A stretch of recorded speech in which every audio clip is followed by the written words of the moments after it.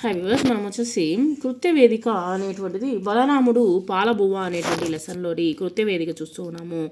మనం వచ్చేసి జాబిల్లి అంటే చందమామ, చంద్రుడు అని అంటాము. బువ్వ అన్నము, మార్గము అంటే దారి. ఇక్కడ సమాధానాలు అనేటువంటి మనము తర్వాత నోట్స్ రాసేటప్పుడు చూద్దాము.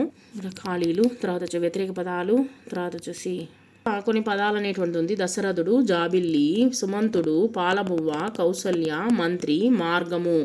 ఇక్కడ వచ్చేసి అద్దంలో పెట్టి మనము ఈ యొక్క అక్షరాలను మనము చూడొచ్చు. మనము అద్దంలో చూసి ఈ యొక్క అక్షరాలని చదవండి. మీకు అందరికీ తెలిసినటువంటి ఈ యొక్క కథ, ఈ యొక్క కాకి కథ అందరికీ తెలిసిందే. ఈ యొక్క కాకి కథను మనము రాద్దాము. మనకు కావలసినటువంటి వస్తువులను గురించి దుకాణదారునికి అడుగుదాము. ఇక్కడ ఉన్నటువంటి కిరాణా దుకాణంలో ఉన్నటువంటి వ్యక్తిని అడుగుదాము. ఇక్కడ కొన్ని బొమ్మలు చూడండి. దీని ప్రకారం మనము క్వశ్చన్స్ మనము తయారు చేద్దాము. బలరాముడు పాలబువ్వ అనేటువంటి పాఠంలోని మనము క్వశ్చన్ ఆన్సర్స్ చూద్దాము.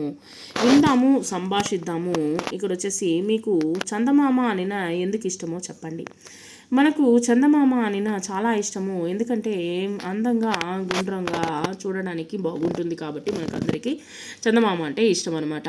బడికి వచ్చేందుకు మిమ్మల్ని ఎవరు తయారు చేస్తారు? బడికి వచ్చేందుకు నన్ను అమ్మ తయారు చేస్తుంది. ఒక్కొక్క వాక్యంలో సమాధానాలు అనేటువంటిది రాయండి. బలరాముడు తల్లితో ఏమిస్తే బువ్వ తింటానన్నాడు. బలరాముడు తల్లితో చందమామ ఇస్తే బువ్వ తింటానన్నాడు. రాముని తల్లి పేరు తల్లి కౌసల్య. క్రింది ఖాళీలను పూరిద్దాము. జాబిల్లి తెచ్చి ఇస్తేనే బువ్వ తింటానన్నాడు. రామునికి చందమామను అద్దంలో చూపించాడు. క్రింది పదాలకు వ్యతిరేక పదాలు అనేటువంటిది అర్థము. దగ్గర, దూరము, క్రింద, పైన. నాయన రామ ఇదిగో చందమామ.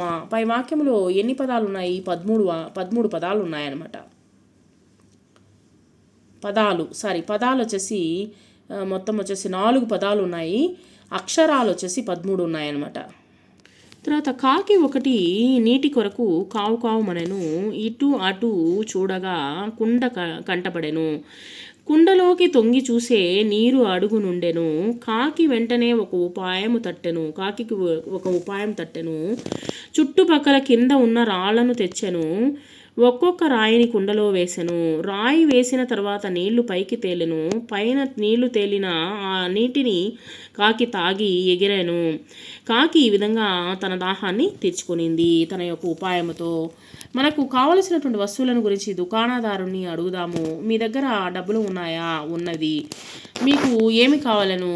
మాకు చాక్లెట్లు, బిస్కెట్లు కావాలను. రూపాయికి 10 చాక్లెట్లు. ఇదిగోండి రూపాయి. చాక్లెట్లు తీసుకొని పంచుకున్నారు.